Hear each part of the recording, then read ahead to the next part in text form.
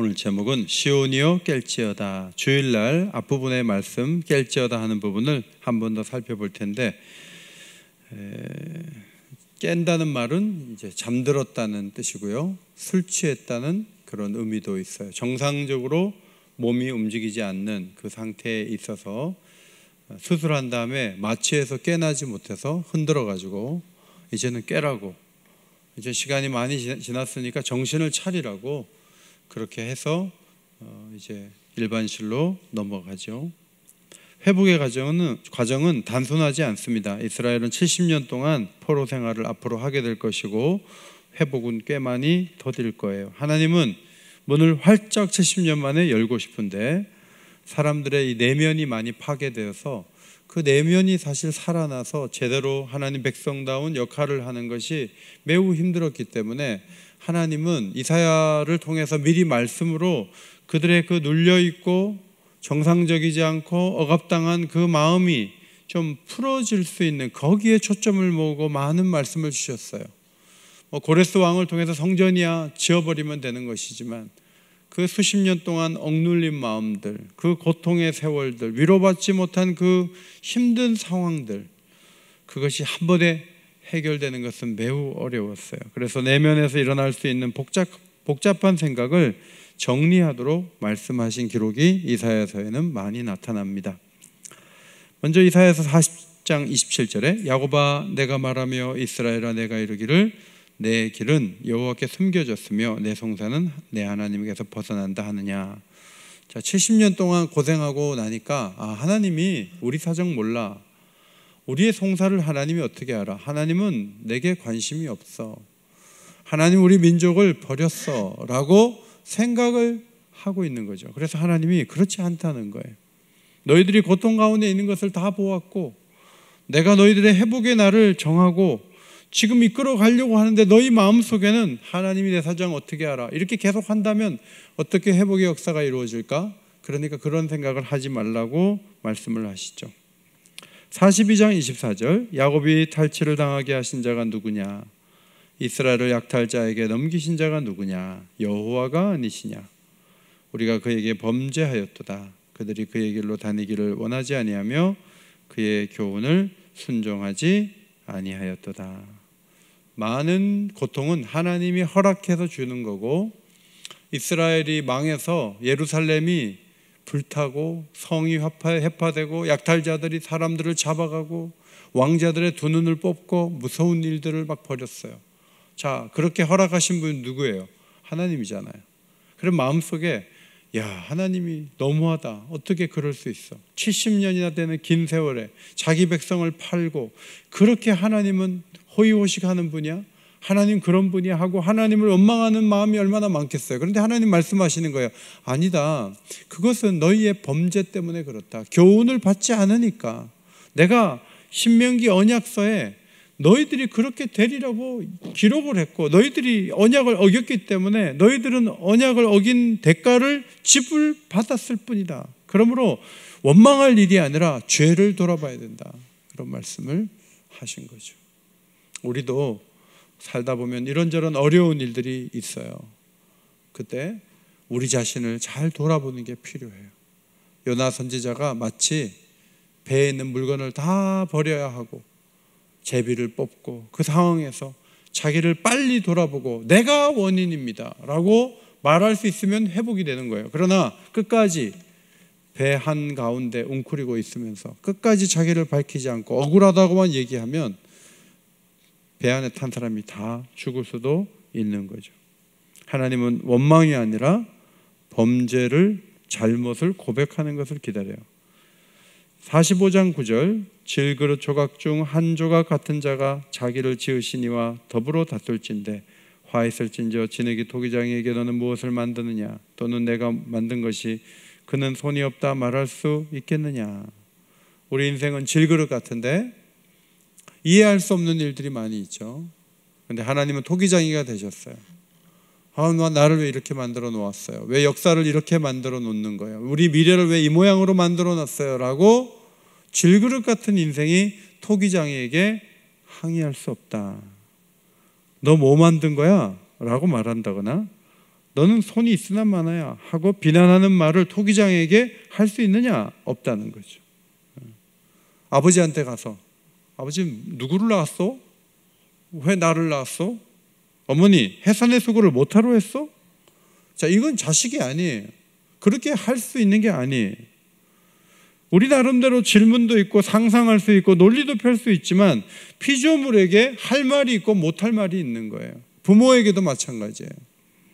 그러므로 품어야 될 생각이라고 해서 마구 품고 함부로 상상하고 함부로 결정하고 해가지고 하나님을 혐오의 대상으로 올려놓는 것은 그것은 매우 잘못된 일이죠. 그래서 이 내면을 좀 조절하고 내면을 정리하도록 하는 말씀이 이사야서의 후반부에 많이 나오는 것을 보게 돼요. 1절 본문 말씀에 깰지어다 해놓고 무엇을 하죠? 내 힘을 낼지어다 그러죠. 내 힘을 낼지어다. 하나님 깨십시오 그러면 하나님 힘내세요 이런 얘기고, 시온에 있는 백성, 예루살렘에 사는 성민들, 그 살았던 성민의 후손들에게 내 힘을 낼지어다 그 말은 그들이 할 일이 있다는 거죠. 우리는 기도할 때 하나님 깨세요. 하나님이 일하셔야 돼요. 하나님이 다 하실 수 있잖아요. 나는 기도만 할게요. 그때 하나님의 응답이 뭔지 아세요?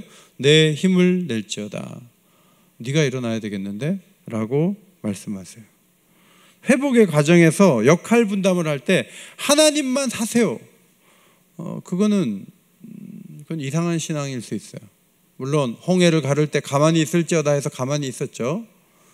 그러나 요단강을 건널 때는 제사장의 발목이 들어갔을 때, 물에 들어갈 때 역사가 일어나는 거죠. 스로보닉의 여인도 말씀드렸고 마리아의 믿음도 말씀드렸어요. 그 믿음대로 되는 놀라운 일들, 내 힘을 낼지어다, 그 부분이에요. 회복의 과정에서는 우리의 역할이 있어요. 그걸 해야 하는 게 매우 매우 중요해요. 기도할 때도 그래요. 하나님 이제 다 맡기고 갑니다. 저는 기도만 할 거예요. 그렇게 말하는 사람이 있지만 기도 끝에 들려오는 음성이 있어요. 네가 할 일이 이거다라고 들려오시는 음성이 있어요. 그게 우리가 힘을 내서 할 일이거든요. 그거 안 하면 안 되는 거예요. 그것을 할 수 있어야 돼요. 하나님 그걸 기대하세요. 그러면 힘을 내서 뭘 하라는 거예요? 1절 내 아름다운 옷을 입을지어다. 과거의 옷은 무슨 옷인가요? 상복이에요. 과부의 옷이에요. 슬픔의 옷이에요. 이제는 회복되잖아요. 옛날 땅으로 돌아가잖아요. 그러니까 아름다운 옷을 입을 수 있다는 거예요. 이것은 어쩌면 사람들의 마음을 보여주는 표정과도 관계가 있는 거예요. 늘 궁상을 떨면서 늘 슬픈 표정을 짓는 70년은 지나갔어요. 이제 하나님의 회복의 문을 넓게 열 때 환해져야 돼요. 마음을 밝히고 기쁨으로 살아갈 수 있는 모습이 되어야 한다. 승리와 기쁨의 표적으로 아름다운 옷을 입는 게 매우 중요해요. 기분이 좋으면 우리는 웃어요. 아무 일 없을 때는 그냥 무덤덤한 표정을 지어요. 힘들면 무거운 표정을 지어요. 이제 그렇게 하지 말라는 거예요. 좋은 표정, 행복의 중심에 선 모습으로 서라. 현실이 반드시 좋아서가 아니라 하나님을 향한 믿음과 기대가 있다면 얼굴이 달라져야 된다, 마음이 달라져야 된다 하는 거예요. 어떤 분이, 제가 강의 들어보니까 발레 수업을 지도하는 교수님이 발레를 이렇게 지도할 때 표정을 자꾸 얘기해요. 표정. 몸을 어떻게 하라고 말하기보다는 표정을 잘 하라고, 표정을 밝게 웃으면서 하라고. 이게 발레의 꽃은 환한 표정이라는 거예요. 몸매고 멋진 동작이 아니라 표정이 발레의 그 완성도를 높이는 절정에 이르는 가장 중요한 척도라는 거예요. 제가 고등학교 때 성악 레슨 받았는데 계속 요구하는 게 뭔지 아세요? 표정이에요. 얼굴 표정을 밝게 노래를 하면 색깔, 음색이 밝아진다는 거예요. 음색이 빛이 난다는 거예요. 그런데 이 표정 관리를 하지 않고 노래를 부르면 이 노래가 제대로 되지 않는다. 교수님이 계속 그거 가지고 얘기하는 거예요. 표정이 살아나야죠. 여러분, 그리스도로 옷 입으라는 말씀을 들어보셨죠? 그리스도로 옷 입는 거예요. 예수님의 성품으로 옷 입고 예수님의 자원으로 옷 입고 성령으로 덧입고 그렇게 해서 하나님의 자원으로 덧입는데 그 모습은 거룩한 모습이겠죠. 표정이 살아나는 게 중요해요. 내 자원과 내 가능성, 내 상상력만으로 회복이 오는 게 아니에요. 하나님의 자원을 덧입고 하나님을 기도해야 하고 믿음의 표정을 짓는 거예요. 환한 표정을 짓는 거예요. 마음을 밝게 하는 거예요. 그것이 매우 중요해요. 지금은 안 쓰고 안 먹고 해서 월급 받아가지고 젊은이들이 돈 한 푼도 안 써도 한 20년 모으면 집을 살까 말까? 옛날에는 한 8년만 모아도 살아요. 그러면 우리가 저축을 한 20년 동안 열심히 해가지고 집을 한 칸씩 마련을 하는 거잖아요. 그러면 그게 전부면 인생은 너무 초라하고 불쌍한 거예요. 여러분, 돈으로 사는 공간이 있고 돈을 안 주고도 사는 공간이 있어요. 반드시 내가 살고 등기를 하는 그 집만 내 공간은 아니에요. 하나님 마련하신 뒤뜰, 뒷산, 그게 다 하나님의 공간이죠. 그걸 내 것으로 삼을 수 있어야 되죠. 그런 것에 대한 의식이 있고 또 하나님이 도와주셔서 놀라운 관계를 맺어가고 하나님이 주시는 재원이 있고, 여러분 이게 얼마나 큰 거예요. 저희 양쪽 집은, 제가 사는 집은 그 한 층에 엘리베이터를 세 가구가 같이 써요. 같이 쓰는데 양쪽 다 노인이 계세요. 다 노인이 계신데 양쪽 다 그 천주교인들이 있어요. 근데 굉장히 겸손하고 좋은 천주교인들이 있어요. 굉장히 겸손하고 사랑스럽고, 그 음식을 하면 이렇게 한 번씩 갖다 주세요. 그리고 얼마나 공손하게 인사를 해주신지 몰라요. 제가 이사를 갈 때 그런 분의 어떤 사랑을 기대하고 갔느냐? 전혀. 그런데 행복을 주는 것은 그런 어른들의 섬김과 사랑이 아닐까요? 그럼 저희도 어디 가서 떡을 좀 사서 갖다 드리기도 하고, 우리도 그분들하고 교제를 나누는 거예요. 하나님이 맺어주신 관계, 이웃들이에요. 하나님의 것으로 덧입을 때 성도의 삶에 기쁨이 흐르죠. 느헤미야 8장 10절에 여호와로 인하여 기뻐하는 것이 너희의 힘이니라. 하나님을 인해서 기뻐하잖아요. 그러면 아름다운 옷을 입는 것과 마찬가지예요. 유혹과 환난을 막을 수 있는 거죠. 거룩한 성 예루살렘은 앞으로 창으로 지키는 성이기도 하지만 동시에 하나님이 그 성에 할례받지 못한 악한 사람들이 들어오지 못하도록 막아주셔야 그 성이 안전할 수가 있는 거예요. 그러므로 가장 아름다운 모습으로 옷 입으라, 이 말씀은 매우 중요한 거죠. 그 다음에 시온이 깨어서 할 일이 뭐예요? 2절, 너는 티끌을 털어버릴지어다. 극심한 슬픔에 빠져 있지 말라. 교만한 압제자들에 의해 고통받은 상처를 먼지 털듯 털어내버리고 새로운 출발을 하라. 그런 말씀이에요. 티끌 털어버리는 거 쉬운 것 같아요. 그러나 많은 사람들이 과거의 티끌을 안고 살아요. 그래서 얼굴이 어두워요. 10년 전 얘기를 입만 열면 하는 분들도 있어요. 옛날에 그랬다는 거예요. 그게 옛날에 그랬고 이제는 새로운 출발을 하면 되는데 티끌을 털어버리지 않으니까 계속 과거를 반복하는 삶을 사니까 새 출발을 못하고 하나님 주시는 회복을 누릴 수가 없는 거예요. 그래서 너는 티끌을 털어버릴지어다. 2절 하반절, 시온이여 내 목에 줄을 스스로 풀지어다. 자유예요. 근데 목에 줄이 하나 있는데 그걸 자기가 손으로 딱 풀면 되는데 그걸 안 풀어요. 그래서 자유하지 못해요. 복음은 자유하게 하잖아요. 죄는 사람을 피곤하게 하지만 복음은 그리스도의 위로를 안겨주고 의심과 두려움의 티끌을 떨어버리게 하고 자유할 수 있도록 도와주세요. 복음은 그런 거예요. 수가성 여인은 남자로부터 자유하지 않았어요. 근데 예수님 만나니까 남자로부터 자유한 사람이 됐어요. 사도 바울은 증오와 미움으로부터 자유하지 않았어요. 그런데 주님을 만난 다음에 그 증오의 쇠사슬에서 풀려나와서 자유를 선포하는 사도가 됐어요. 삭개오는 돈의 굴레에서 자유하지 못했어요. 그런데 주님 만나고 돈의 굴레에서 자유한 사람이 됐고 나눌 수 있는 사람이 되었어요. 여러분, 우리가 기도를 많이 해도 복음적 기도를 드리지 않으면 어쩌면 기도하면 할수록 더 좁아질 수도 있어요. 기도를 많이 했는데 얘기하는 거 가만히 들어보면 자유하지 않아요. 너무너무 사람들을 정죄해요. 저분이 기도 많이 하는 분인데 왜 저렇게 사람들 정죄하고 자기의 어떤 교만 때문에 저러지? 이유는 복음적이지 않은 기도를 드려서 그래요. 누가 쇠사슬을 매는 게 아니에요. 스스로 줄을 풀어버리지 않는 거예요. 그렇게 돼서는 안 된다는 거예요. 이방인의 굴레에서 벗어나야 돼요. 스스로 멍에를 매지 말고 나가야 되는데 이 과거에 어떤 그게 있어서 거기 관습이 잡혀 있는 거죠. 저는 수동 차량을 좀 운전을 했어요. 그래서 수동 차량으로 운전을 할 수 있어요. 수동 차량으로 운전을 조금 했어요. 몇 시간을 했는데 이제 오토 차량으로 다시 제가 타는 차량으로 오토 차량으로 딱 타는데 수동 차량은 이렇게 서 있을 때 클러치를 밟고 1단을 딱 넣어놔야 돼요. 그래야 신호 바뀌면 바로 앞으로 갈 수 있어요. 가만히 있다 보면 잘못하면 큰일 나요. 그래서 딱 쓰면서 클러치 밟고 1단을 딱 넣고 이렇게 대기하고 있다가 파란불 되면 가야 되거든요.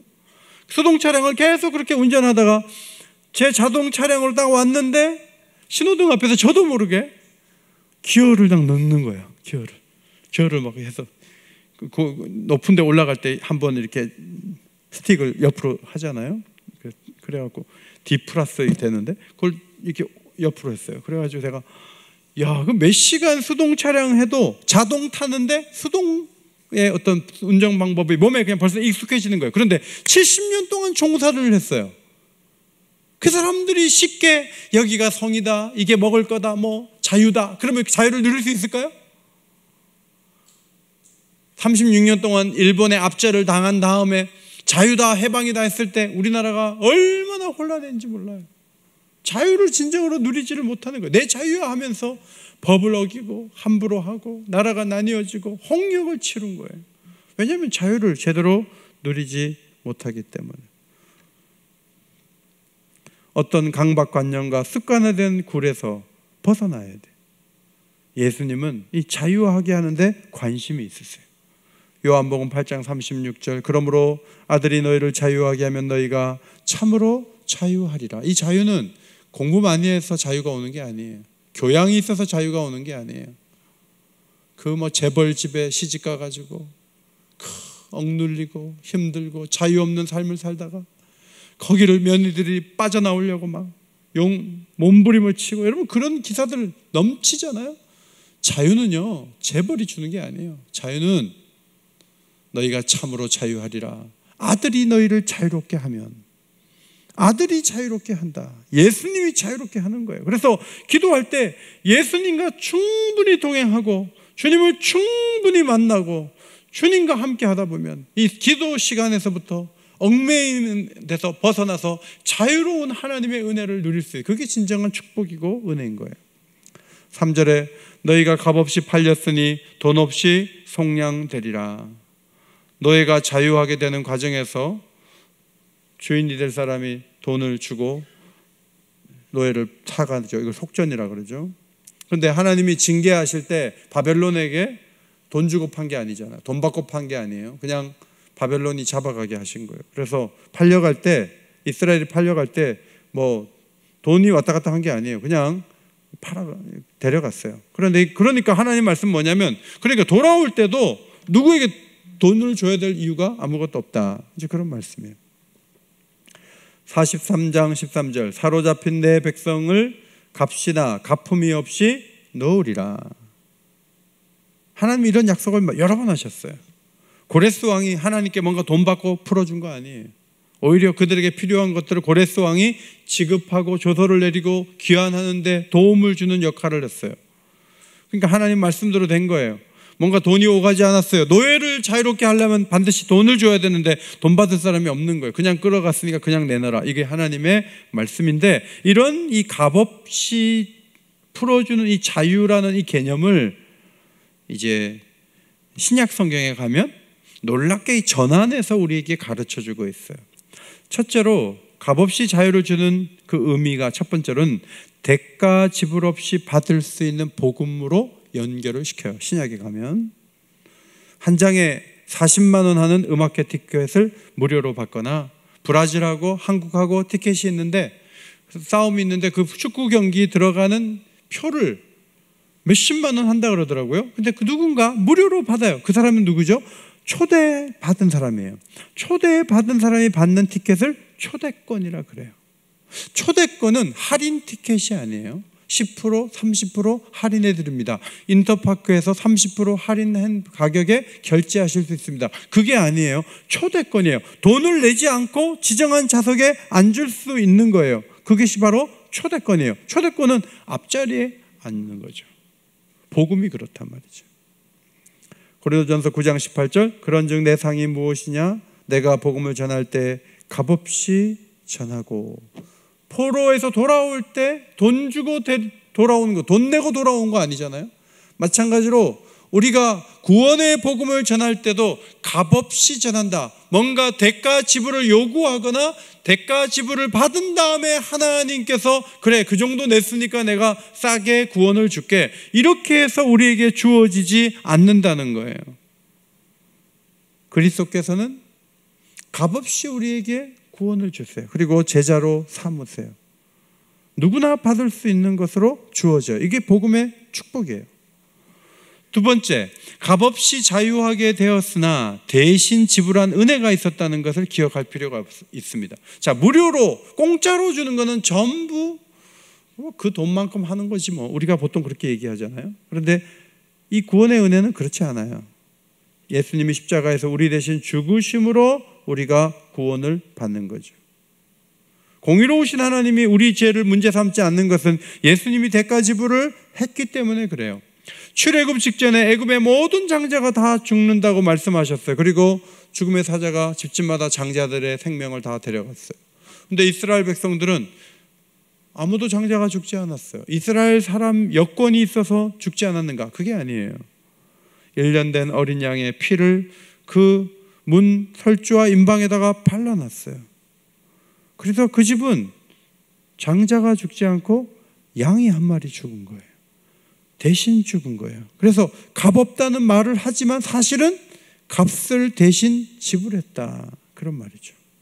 고린도전서 7장 23절에 너희는 값으로 사신 것이니 사람들의 종이 되지 말라.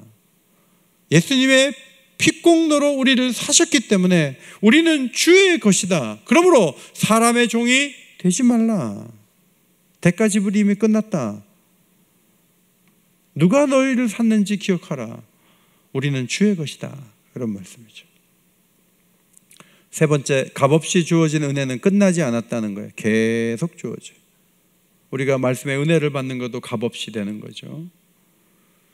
우리가 노력한 포인트를 제시해서 하는 게 아니에요. 저는 KT를 쓰는데 베스킨라빈스 가면 10,000포인트 주면 아이스크림을 한 통 매달 줘요. 매달. 그래서 어제도 한 통 해가지고 집에 냉장고에 갖다 놨어요. 포인트가 딱 떨어져. 근데 포인트 다 쓰면 가서 달라 그러면 포인트가 없어서 안 된다는 거예요. 거기 어디까지만 딱 한계가 있어요. 그런데 우리가 값없이 주어지는 은혜를 계속 받는다는 게 중요해요. 계시록 21장 7절, 내가 생명수 샘물을 목마른 자에게 값없이 준다. 저 천국에 가서 영생을 누릴 때 우리 하나님께서 생명수 샘물을 값없이 우리에게 계속 주므로 우리는 영생하는 놀라운 축복을 누릴 수 있다, 그런 말씀이죠. 자수성가형은 모든 누림이 노력의 산물이에요. 돈을 엄청나게 버신 분이 자기가 어떻게 돈을 벌었는지 얘기하는 거예요. 자기는 신발을 살 때 이때까지 3만 원 이상 돈을 준 적이 없다. 그분은 어마어마하게 부자예요. 몸에서 이렇게 딱 지갑을 꺼내는데 40년째 쓰고 있는 지갑이다. 그분은 그런 정신으로 돈을 많이 모은 거예요. 근데 이제 그런 사고방식을 가진 사람들은 은혜에 굉장히 낯설어요. 다 노력해갖고 되는 거예요. 그런데 우리는 그리스도 안에서 은혜에 익숙한 사람이 되는 거죠. 이 깨어있지 않으면 은혜를 기대하지도 않고 은혜를 바라보지도 않고 은혜가 없는 가운데 비난한 사람이 가난한 사람이 되는 거예요. 그런데 깨어있으면 은혜를 보고 은혜를 누리고 은혜로 부유할 줄 알고 은혜 때문에 웃을 수 있고 은혜로 미래가 있는 사람이 되는 거예요. 그러므로 깨어있는 게 매우 중요해요. 깨어있기를 소원합니다. 깨어있는 게 중요해요. 4절에 억압의 굴레 두 가지 방식으로 주어지죠. 하나는 애굽에서 노예가 된 모습을 얘기하죠. 처음에는 70명이 양식 문제 해결하려고 내려갔다가 처음에는 고센 땅도 받고 잘 살고 있었는데 어느 날 요셉을 알지 못하는 바로가 일어나서 통치를 하면서 점점 더 어려워지는 거예요. 마치 물고기를 미지근한 물에 넣었다가 불을 점점 떼가지고 나중에 물고기가 익어가듯이 이스라엘 백성들은 400년이 지나면서 서서히 노예가 되었죠. 두 번째 노예가 되는 또 다른 길은 아수르의 공격 때문이에요. 사네립이 군대를 갖고 유다를 침공했던 적이 있고 바벨론도 아수르의 한 부류이기 때문에 비슷한 방법으로 약소국인 유다를 압박해서 예루살렘을 무너뜨렸어요.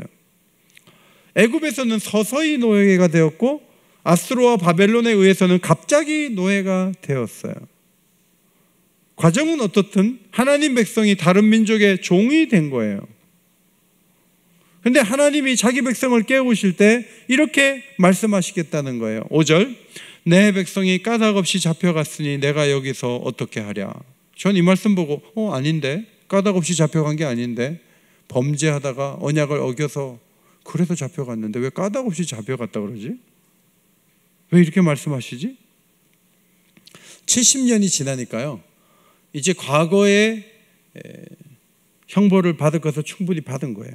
그래서 하나님은 이제는 까닭없이 잡혀간 사람처럼 건져오시기로 하신 거죠. 내가 할 일이 뭔가 하고 자신이 할 일을 찾았다는 거예요. 시편 103편, 동이 서에서 먼 것 같이 우리의 죄가를 우리에게서 멀리 옮기셨다. 회복의 날이 가까우면 추궁하지 않아요. 베드로가 회복돼야 되는데 예수님이 나타나가지고 야, 3번 부인할 때 어땠어? 사도 바울을 불러놓고는 압박하시면서 너 스데반 죽였지. 그렇게 하지 않아요. 이미 그 죄를 용서하시고 사도로 쓰시기로 한 거예요. 제자로 삼기로 하신 거예요. 교회 지도자로 세우기로 하신 거예요. 죄를 들먹이지 않아요. 까닭없이 잡혀간 사람처럼 여겨주시는 거예요. 그리고 살리시고 새롭게 하실 국리를 찾는 하나님의 모습을 우리는 볼 수 있습니다. 바벨론에는 사실 하나님 아닌 많은 종교들이 있었어요. 그들은 이스라엘 백성들을 압박하고 무시하고 야, 너희 신이 있으면 여기 잡혀왔겠냐? 너희 신이 없는 거야. 이러면서 자신들의 신을 강요했겠죠. 이스라엘을 사로잡아간 이들은 사실 하루 종일 하나님의 이름을 더럽히는 행동을 이어왔습니다. 하나님 백성을 무시하고 짓밟은 것은 하나님을 무시한 거예요. 거기에는 예배가 없어요. 우상을 찬양하고 하나님을 거역했어요. 여러분, 이 5절 말씀이 로마서 2장에서 인용되는 것을 봐요. 로마서 2장 24절, 기록된 바 같이 우리의 하나님의 이름이 너희 때문에 이방인 중에서 모욕을 받는도다. 이게 바로 이사야서 52장 5절 말씀을 인용한 거예요.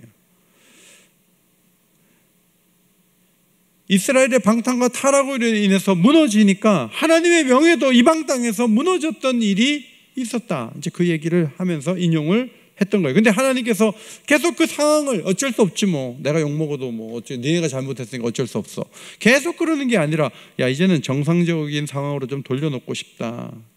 내 명예를 좀 이제는 회복시키고 싶어. 내 이름을 위해서 나는 무슨 일을 해야 되겠어 라고 하나님이 나서는 거예요. 그래서 이 세상에 그냥 돌아가는 것이 아니라 하나님의 섭리와 생각으로 인해서 돌아간다는 사실을 세상 가운데 드러내시고 보다 많은 사람에게 영광받기를 원하시는 날이 오게 된다. 그런 말씀이에요. 이런 이사야의 말씀, 100년이 넘어서 이루어질 일들을 미리 말씀하시고 기록해 하신 다음에 그 일을 이루어 주심으로 야, 이건 우연히 된 게 아니라 하나님이 다 오래전에 계획해서 된 거야 라고 인정하도록 하기 위해서 이사야서를 기록한 거죠. 그래서 보이지 않는 하나님이지만 내가 여기 있다 라고 분명하게 말씀하기를 원하신 거예요. 제가 주석을 많이 보진 않지만 이사야서에 그 주석 하나가 있는데 데렉 토마스라는 학자가 쓴 주석인데 그 표지에 이사야서가 뭔가를 보여주는 그 한 문장이 있는데 그게 너무 좋아서 제가 설교 말미에 좀 인용을 하고 싶어요. 불안정한 시대에 살았던 복음주의적인 선지자 이사야는 이스라엘과 유다가 당하게 될 심판 한가운데서 남은 자의 귀환과 영적 부흥을 약속하면서 구원하시는 하나님의 신실하심을 드러냄으로써 오늘을 살아가는 우리의 신실함을 촉구합니다. 하나님은 굉장히 신실한 분이세요. 5년 단위로 끊어놓고 보면 기도 응답 안 받은 것도 있고 공의가 훼손돼서 회복되지 않은 것도 있고 5년, 10년 단위에서는 하나님에 대한 물음표가 많이 있을 수 있지만 이 말씀을 기록해놓고 그대로 이룬 이 100여 년의 시간들, 수십 년의 시간들을 앞에 놓고 1000년의 세월을 앞에 놓고 이사야 시대에 말씀했던 그 모든 것들을 펼쳐놓고 그 뒤에 어떻게 이루어졌는가를 보면 마태복음, 마가복음, 누가복음에서 여러분 이사야서를 계속 인용하잖아요. 뭐냐면 하나님이 말씀하신 대로 다 하셨다는 걸 보여주는 거예요. 그분의 그 신실하심. 우리에게도 그런 신실함을 가지라는 거예요. 그런데 그 신실함은 깨어있지 않으면 가지기가 어려워요. 기도에 깨어 있어야 되고 말씀에 깨어 있어야 되고 은혜에 깨어 있어야 돼요. 시대 가운데 잠들어 있으면 안 돼요. 유혹에 빠져 있으면 정신을 차릴 수가 없는 거예요. 깨어야 과거의 상처와 수치심, 억울함을 떠나보낼 수 있는 거예요. 많은 분들이 과거에 매여 있어요. 자기 습관에 빠져 있어요.